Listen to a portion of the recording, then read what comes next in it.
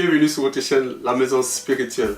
Alors sur cette vidéo, nous parlons encore de la méditation. Et précédemment, nous avons dit que pour avoir le succès dans sa vie chrétienne, Dieu nous a donné un moyen, il nous a demandé de méditer sur sa parole. J'aimerais qu'on lise dans le livre de 1 Timothée.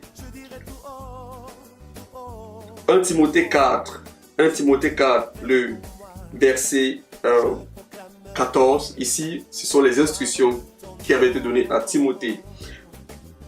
Et la Bible dit: ne néglige pas le don qui est en toi et qui t'a été donné par prophétie, avec l'imposition des mains de l'assemblée. Occupe-toi de ces choses. Donne-toi entièrement à elles, afin que tes progrès soient évidents pour tous.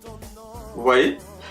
Dieu dit ici la Bible dit au verset 15, occupe-toi de ces choses. En anglais, c'est meditate on these things. Meditate. Donc ici, on peut remplacer occupe-toi par méditer.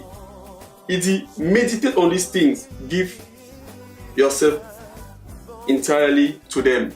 Donc pour dire quoi? Lorsque nous parlons de méditation, nous parlons du temps. Du temps que tu donnes à la parole. Le temps que tu donnes pour absorber la parole de Dieu. Beaucoup de personnes veulent seulement voir les miracles, mais ils ne veulent pas savoir comment se produisent ces miracles. Ces miracles, si tu n'as pas la parole de Dieu en toi, d'autres choses pourront te challenger. Voilà. Celui qui médite sur la parole de Dieu, c'est celui-là qui a cette fondation-là, que lorsque les vents sont venus, les tempêtes sont venues et ont secoué cette personne est restée debout, sans faillir. C'est ce que la méditation fait dans la vie d'un homme. Et cette méditation doit être une méditation de tous les jours. En fait, même c'est jour et nuit. Dans Ecclésiaste, la Bible dit: sème ta semence pendant le jour et sème ta semence pendant la nuit. Parce que tu ne sais pas lequel des deux donnera du fruit.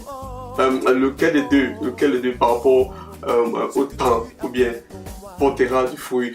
Donc nous parlons de méditation. Et dans Josué 1 verset 8, la Bible parle de la méditation. Dieu donne l'instruction.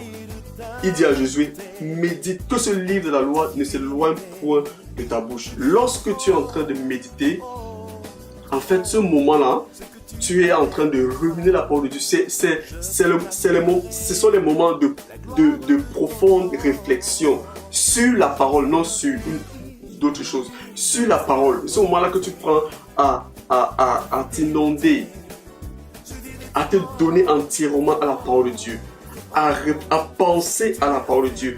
Par exemple, je prends un exemple de méditation. Par exemple, le matin tu te lèves, tu ouvres ta Bible par exemple dans 2 Corinthiens 5, c'est la Bible parle de toi. Il dit: si quelqu'un est en Christ, il est une nouvelle créature. Alors, lorsque tu lis ces versets, qu'est-ce qui te vient à l'esprit? Comment tu vois ces versets? Parce qu'il ne faut pas oublier que la parole de Dieu est un miroir. La parole de Dieu est le miroir du chrétien. La parole de Dieu est le miroir du chrétien. C'est ce que Jacques dit. Que la parole de Dieu est un miroir. Donc tu utilises la parole de Dieu pour te mirer. Donc le moment de méditation, c'est le moment là que tu t'es mis dans la parole de Dieu. Que tu t'es mis dans sa parole. Tu utilises la parole de Dieu pour comprendre, pour savoir qui tu es.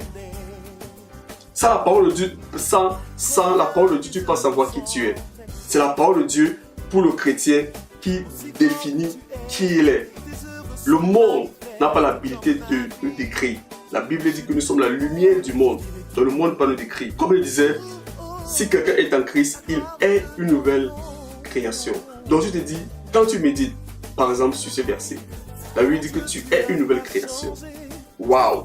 Donc subitement, tu te rends compte que tu n'es plus cette personne d'hier qui était dans le monde avant que tu ne reçoives Jésus-Christ. Tu n'es plus cette personne. La Bible dit que tu es une nouvelle création. Donc si avant tu étais timide, maintenant c'est plus le cas. Et elle dit: les choses anciennes sont passées. Alléluia. Les choses anciennes sont passées. Donc dorénavant tu te vois comme une nouvelle personne, comme Dieu te voit. C'est ça, méditer sur la parole de Dieu. Et non seulement tu commences à cogiter, à méditer sur ces choses, à méditer ce que la Bible dit de toi. La prochaine étape, c'est tu commences à ruminer cette parole, tu commences à parler. Oh, parce que la parole de Dieu, le feu de la parole de Dieu va te pousser à parler. C'est ça la réalité. Va te pousser à parler. Dans la méditation, tu parles à toi-même, tu t'édifies toi-même, tu parles. Donc je suis une nouvelle créature. Les choses anciennes sont passées. Waouh, je ne suis plus cette personne-là avant d'hier. Je ne suis plus cette personne-là d'hier. Je ne me reconnais plus comme cette personne. Alléluia. Je suis maintenant saint, saine devant Dieu. Car il m'a lavé de tous ses péchés. Tu parles, tu proclames, tu dis.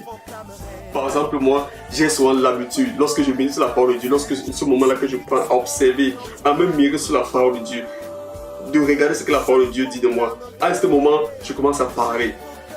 Au fur et à mesure, quand je parle, subitement, je me retrouve en train de crier, de proclamer. Oh, je suis en Christ. Je suis la justice de Dieu en Christ Jésus. Je suis tel il est, tel je suis dans ce monde.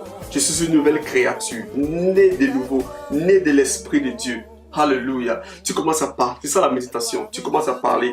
Tu te vois comme la parole de Dieu te demande de te voir. Et ta confession compte dans la méditation. Tu commences à parler. Tu commences à parler, à proclamer. C'est ce moment-là où la réalité de la parole de Dieu est quelque chose de clair pour toi. Elle devient claire. Elle devient sûre. Tu ne doutes plus de ce que Dieu dit. Tu sais et tu sais et tu sais qui tu es. Mais si tu ne médites pas, je ne parle pas de lecture, je ne parle pas de ce que tu penses de la parole de Dieu. Parce que beaucoup de personnes, même les chrétiens, ils n'ont que des idées. Je pense que j'avais suivi que non. Quand vas-tu prendre du temps toi-même à méditer sur les Écritures et à découvrir ce que Christ a fait pour toi? Je t'encourage à méditer sur la parole de Dieu. Je t'encourage à prendre ces choses, comme il a dit à Timothée, donne-toi entièrement à elle. Et il y a une promesse à cela lorsque nous méditons. Dieu nous a donné la clé, et c'est la clé de notre succès. C'est la clé de notre succès. Donc désormais, je n'ai plus besoin de trop m'efforcer à réussir, de trop mettre d'efforts. Beaucoup de personnes pensent que c'est en travaillant dur. Non, sans la connaissance, tu ne peux pas. La Bible dit dans Proverbe que recherche premièrement la connaissance. Pour Proverbe 4.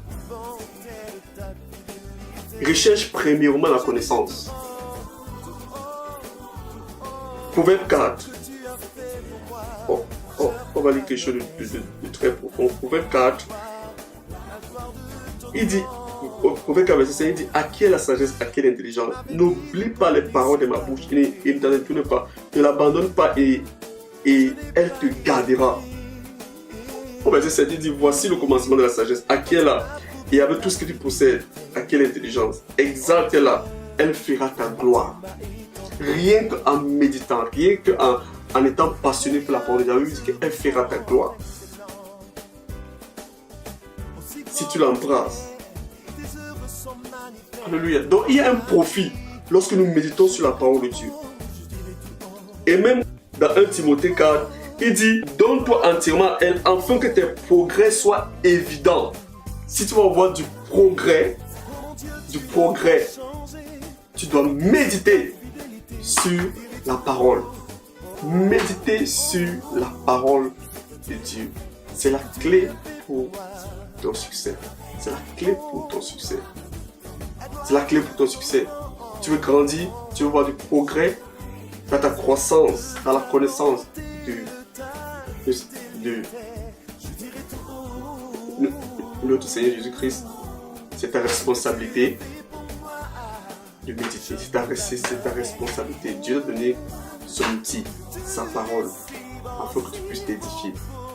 Que Dieu te bénisse. En nouveau prochaine vidéo. Reste connecté. Ciao.